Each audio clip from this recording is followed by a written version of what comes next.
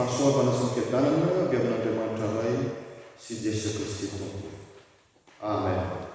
Vavaka isika. Miondrika ny hatrehan'ny voninahitra ho izay Andriamanitra. Manaiky fa ianao no rainay, tianay, mikarakara anay. Mahatsiaro anay amin'ny fotoana rehetra. Eny na dia amin'ny fotoana anadinoana ianao azy. Tonga ny fotoana hitenenanao sy ampahirezana anay. Oka ho tsampanay izany, ary ho vatsy ohatiny mamakivaky-ndray ny herinandro vaovao. Mitenena toko, vonika anao izany. Amin'ny anaran'i Jesosy Kristy. Amen.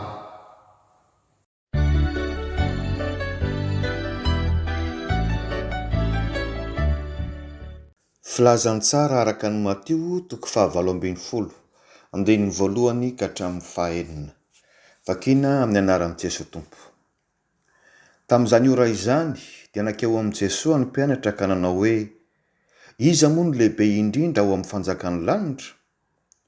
Jesosy niantso zazakely anankiray hakeo aminy, dia nametraka azy teo afovoany ka nanao hoe, lazaiko aminareo marina tokoa, raha tsy miovy ianareo ka ho tonga tahaka ny zazakely, dia tsy hiditra amin'ny fanjakan'ny lanitra mihitsy ianareo.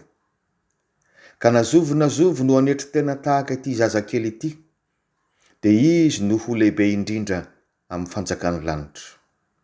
Ary nazovo no handray zazakely anankiray aza tahaka itony noho ny anarako, dia mandray ahy.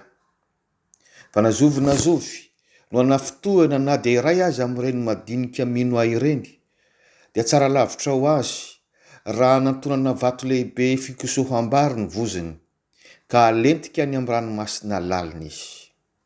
Amen. Ray Masino, manamasinanay amin'ny fahamarinana, ny teninao no fahamarinana. Amen.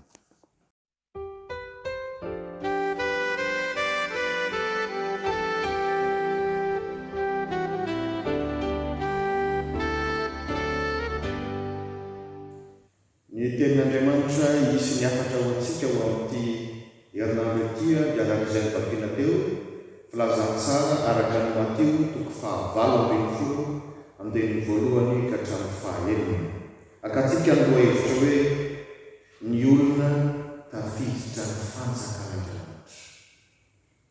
Ny Matio toko 7:20 dia mitondra amintsika ny resaka ny fanaovan'i Jesosy tamin'ny mpianany ny apôstôly, ary ny andininy 1 ka hatramin'ny 9 dia iresahan'izy ireo ny amin'ny fanjakan'ny lanitra. Ny apôstôly koa dia nametraka fanontaniana hoe iza no lehibe rehefa tonga ny amin'ny fanjakan'ny lanitra. Ary dia hita amin'ny valiteny izay omen'i Jesosy fa ny mamaky an'i Jesosy dia hoe ataovy aloha izay hatafidiranareo ao amin'ny fanjakan'ny lanitra. Iza ny olona tafiditra ao amin'ny fanjakan'ny lanitra araka ny valitenin'i Jesosy? Voalohany, ny olona mibebaka. Ny olona mibebaka ihany no tafiditra amin'ny fanjakan'ny lanitra. Rehefa nanatona an'i Jesosy rehefa mpianatra ireny dia nisy nametraka fanontaniana, iza no lehibe indrindra ao amin'ny fanjakan'ny lanitra? Ary hamalena izany fanontaniana izany dia niantso zaza anankiray Jesosy, dia nasainy napetraka teo afovoany. Ary efa tonga teo afovoan'ny mpianatra ilay zaza, dia hoy Jesosy hoe, lazaiko aminareo marina tokoa, raha tsy miovy ianareo ka tonga tahaka ny zazakely, dia tsy hiditra amin'ny fanjakan'ny lanitra mihitsy ianareo. Tena tsy nieritreritra n'izany valitenin'i Jesosy sy fomba nentin'i Jesosy namahy azy izany ny mpianatra, satria ny zaza mantsy dia tsy dia manana lanja loatra teo amin'ny fotom-pisainana Jiosy. Na ao amin'ny testamenta taloha dia tsy misy firesahana firy ny amin'ny zaza, afa-tsy izay hoe tena olo malaza nantsoin'Andriamanitra manokana tahaka ny Mosesy dia mba voaresaka kely ny fahazazana. Na dia hatrao amin'ny testamenta vaovao aza dia mbola tsikaritra foana ilay fiarahamonina Jiosy antsoina hoe patriarkala, izany hoe ny lehilahy lehibe no tena mbola mibany eo amin'ny fiarahamonina fa ny zaza mambehivavy dia natao antsovim-balo. Azagadytsika rehefa natao ny fanosana rehefa ataon'i Jesosy ny fampitomboana ny mofo 5 sy ny hazan-drano dia voalaza hoe 5,000. Tsy tao anatin'iny ny zaza mambehivavy satria mbola antsovim-balo, ny lehilahy ihany no saina. Ary tsy mahagaga ny apôstôly raha sendra misy ankizy mba saika anatona an'i Jesosy dia misakana ny apôstôly satria tsy manandanja loatra, heverina hoe manelingelina fotsiny. Zany natony ilazako hoe tena maningitra ny ampon'ny apôstôly mihitsy zao hoe ilay zaza izay mieritrertina ho tsinotsinona no apetraka Jesosy afovoany ary asaina laina tahaka. Zany ny fomba ny tompo reva miantso ny apôstôly mba hanetry tena ary tena hibebaka alova fomba fijery. Fa raha tsy zany tsy ho tafiditra amin'ny fanjakana lanitra, raha tsy miovonareo izy. Rehefa tena jerena ny teny fototra teny grika ny amin'ny matoateny miovo dia zao tena heviny mitodika, miverina. Ny dika teny frantsay moa dia saika maka ny matoateny hoe convertir, ny avin'ny teny hoe conversion na hoe fiovam-po. Raha tsy mitodika hivoaka manova ny fomba mahazatra dia tsy ho tafiditra ny fanjakana lanitra isika. Raha tsy mifatoka tanteraka amin'Andriamanitra sy ny sitrapony ary atao mifanaraka amin'izany izay zavatra ataontsika rehetra dia tsy ho tafiditra ny fanjakana lanitra mihitsy isika. Ary mampatsiaro ny tenin'i Jesosy tamin'ny Nikodemosy izay faritra eo, raha tsy ateraka indray ny olona dia tsy mahazo mahita ny fanjakana lanitra. Izay ilay fibebahana rehetra. Tsy dia zavatra fahita na famalotra atao amin'ny fiarahamonina zany fibebahana ity, tahaka ny fiheveran'ny Jiosy hoe ny zaza hanindro-ba. Nefa dia niindraindrain'i Jesosy. Noho izany mila fahasahiana zany mibebaka zany. Mila fahasoana koa tena fanitretena. Mety efa nandrehan'izany foana ianao fa noho ny afatr'Andriamanitra dia apetraka amintsika indray ny fanontaniana zao efa nibebaka tokoa ve ianao? Fa raha tsy zany tsy ho tafiditra amin'ny fanjakana lanitra. Ary mbola tsy mibebaka ianao ankehitriny Andriamanitra mandimby ny olona rehetra amin'izao tontolo izao mba hibebaka no voalaza ny asany apôstôly. Valim-panontaniana faharoa sady farany. Ny olona tafiditra ny fanjakana lanitra, ny olona manetry tena. Ny olona manetry tena. Mahavariana ny fanontanian'ny apôstôly. Ny mamaky azy ireo dia hoe iza ny lehibe indrindra ny patonga ny fanjakana lanitra. Fa ny mamaky an'i Jesosy kosa dia hoe iza no tafiditra ao amin'ny fanjakana lanitra. Izay mahatonga azy milaza ny andininy faefatra manao hoe ko na zovo no anetry tena tahaka ity zaza kely ity, izy no lehibe indrindra amin'ny fanjakana lanitra. Ny zaza nefa teo amin'ny Jiosy natao akatony ray aman-dreny fotsiny. Izay ny toerana. Mampatsiahy ilay bidy hoe manajany rainao sy ny renao mba ho maro antona. Ny zaza tsy mahazo mivavaka any amin'ny tempoly akory teo amin'ny Jiosy raha tsy efa feno 12 na 13 taona. Ary dia anaovana fety be rehefa tonga izany taona izany heverina hoe maty fara-panahy. Dia misy ny fety antsoina hoe bar mitzvah, mba hahatonga azy afaka mivavaka ny amin'ny tempoly amin'izay. Fa ny zazakely dia mieritrertina hoe tsy mbola mahay mivavaka, tsy mbola mahay mifantoka amin'Andriamanitra. Nefa eto dia indraindray Jesosy amin'ny toetra tsara izay ananany. Inona moa no tian'i Jesosy ambara ao ambadika ilay hoe manetry tena tahaka ny zaza? Toetra telo izay. Voalohany tsotra, faharoa mankatoa, ary ny fahatelo mahatoky. Tsotra, ikan'ilay tsotra dia zao tena mamboraka ny am-po, tsy misy olakolaka. Izay ilay zaza tsy mahay manday. Faharoa mankatoa, ilay zaza mankatoa ny ray aman-dreniny ao anatin'ny fahazazana, raha sy mitahaka ny hoe solontenan'Andriamanitra mihitsy. Ary ny fahatelo mahatoky. Rehefa zaza kely isika tsy mba miasa saina amin'izany hoe inona no hoanina dia inona no tafiana dia ahoana ny ekolazy. Iza ny miasa saina amin'izany? Ny ray aman-dreny. Dia mahatoky miaina am-pifaniana ho natrehan'ny ray aman-dreny. Zany kisary zany no tokony kisarytsika eno atrehan'Andriamanitra zay raitsika. Mila tsotra isika, mila maivaka toy isika, ary indrindra matoky an'Andriamanitra. Tonga ho azy ao anatintsika io fanetretena takin' Jesosy io rehefa tena mibebaka tokoa isika. Fa ny mifanohatra amin'ny fanetretena dia ny fitiavana fahefana noho ny fahefana fotsiny, fitiavana voninahitra noho ny voninahitra fotsiny. Lasa pozina manimba antsika, manimba ny fifandraisantsika amin'Andriamanitra sy ny fifandraisana amin'ny olona. Fa rehefa miompaka ao anatintsika ny fitiavana fahefana sy ny fitiavana voninahitra, mora miava koa isika. Isika indray mampifily an'Andriamanitra. Mora mireharetsika ka manjary tia manambony tena, manao tsinotsinona ny hafa, manafitohina ny madinika araka nambaran'i Jesosy amin'ny resaka tamin'ny mpianatra. Rehefa tsy manana fanetretena isika dia tsy misy dikany atrehan'Andriamanitra akory ny fanompoana ataontsika na dia mazoto tahaka ny inona azy isika. Rehefa tsy manana fanetretena isika, tsy ho ankasitrahan'Andriamanitra akory ny rakitra sy ny fanomezana izay ho ataontsika. Ary tsy manana fanetretena isika dia tsaroby fa tsy ho tafiditra ny fanjakana ny lanitra mihitsy akory. Izao ny tena eto am-pamarana riabana. Jesosy Kristy ny tena modelin'ny olona miditra any amin'ny fanjakana lanitra. Fanadinana ny endrik'Andriamanitra sy ny voninahitran'Andriamanitra zay izy. Io ny voalaza nanetry tena ary nanaiky ho tonga zaza, nanaiky ho tonga mpanompo hamonjy ny olona rehetra, indrindra ireo voahilikiliky.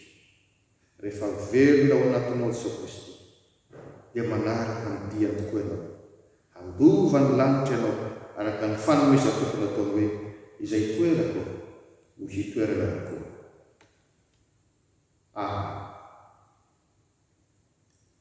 Chers frères et sœurs, notre message pour cette semaine est tiré de l'Évangile selon Matthieu, chapitre 18, versets 1 à 6, dont le thème est « Qui peut entrer dans le royaume des cieux ?» Matthieu 18 nous relate une discussion entre Jésus-Christ et ses disciples. Et les versets 1 à 6 nous parlent du royaume des cieux. En effet, un disciple a demandé au Seigneur qui est le plus grand dans le royaume des cieux. Et Jésus leur a plutôt répondu dans le sens « Sachez d'abord comment entrer dans le royaume des cieux. » Alors la première réponse c'est « Celui qui se répand, celui-là entre dans le royaume des cieux. » Lorsque les disciples ont demandé à Jésus qui est le plus grand dans le royaume des cieux, Jésus a appelé un petit enfant. Il l'a placé au milieu d'eux et il a dit « Si vous ne vous convertissez pas et si vous ne devenez comme les petits enfants, vous n'entrerez pas dans le royaume des cieux. » Les disciples ne s'attendaient pas à une telle réponse, car les petits enfants ne sont pas encore considérés dans la culture juive. On ne parle pas assez des petits enfants dans l'Ancien Testament. Même au temps du Nouveau Testament, la société juive est encore patriarcale, c'est-à-dire dominée généralement par les hommes. C'est pourquoi les femmes et les petits enfants ne figurent même pas parmi les 5000 personnes escomptées lors de la multiplication des 5 pains et 2 poissons.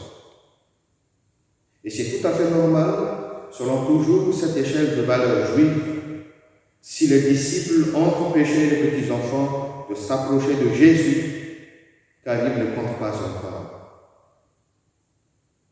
Et c'est justement dans cette injustice que Jésus a mis en considération les petits enfants, quand il a dit « Si vous ne vous convertissez pas, et si vous ne devenez comme les petits enfants, vous n'entrerez pas dans le royaume des cieux. » Qu'est-ce que ça veut dire, se convertir? Se convertir, c'est changer radicalement de direction, changer de priorité, mettre Dieu en premier et aligner tout le reste à sa volonté. D'où la déclaration de Jésus à Nicodème, il faut naître de nouveau pour entrer dans le royaume des cieux.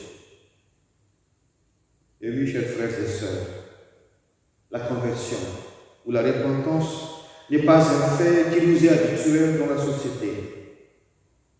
Cela demande une grande décision, une sincère décision. L'avez-vous vraiment fait? Sinon, vous n'entrerez pas dans le royaume des cieux. Et si vous ne l'avez pas encore fait, Dieu, sans tenir compte des temps d'ignorance, annonce maintenant à tous les hommes, en tout lieu, qu'ils aient à se repentir selon ce qui est écrit dans Actes 17, verset 30. Qui peut entrer dans le royaume des cieux? Deuxième réponse de Jésus, c'est celui qui s'humilie. Celui qui s'humilie.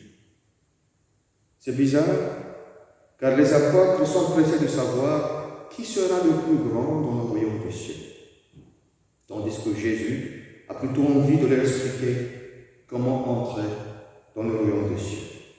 Il a en effet dit au verset 4, « C'est pourquoi quiconque se rendra humble comme ce petit enfant sera le plus grand dans le royaume des cieux. » Encore une fois, les disciples ne s'attendaient pas à ça. Car selon les coutumes juives, les petits enfants doivent seulement obéir à leurs parents. Les petits enfants ne comptent pas encore. Ils dépendent encore de leur père. Ils ne peuvent même pas entrer au temple pour prier qu'à partir de 12 ou 13 ans. Et encore une fois, le Seigneur a fait une révolution culturelle et spirituelle en disant « C'est pourquoi quiconque se rendra humble comme ce petit enfant sera le plus grand dans le royaume des cieux. » Jésus a bien su mettre en considération les qualités des petits enfants.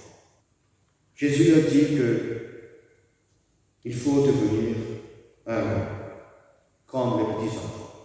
Qu'est-ce que ça veut dire? Être sincère, obéissant et confiant.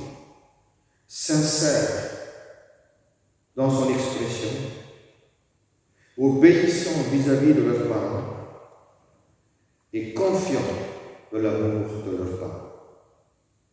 Et tout cela devrait être notre attitude envers Dieu, notre Père, lorsque nous sommes réellement convertis. Le message de notre Seigneur est clair.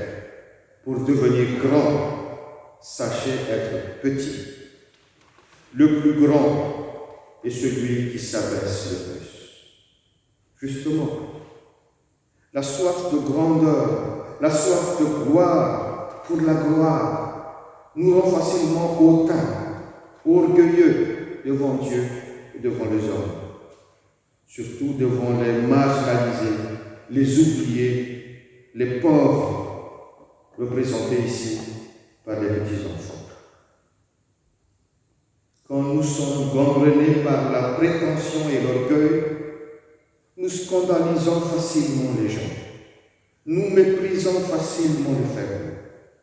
Et cette injustice déshonore notre Seigneur. Cette injustice ruine notre relation avec notre Seigneur. Et ici, il nous dit que celui qui commet une telle injustice au détriment des petits qui croient en lui, autrement dit, les faibles et les pauvres, il vaudrait mieux pour lui qu'on suspende à son cou une meule de moulin et qu'on le jette au fond de la mer.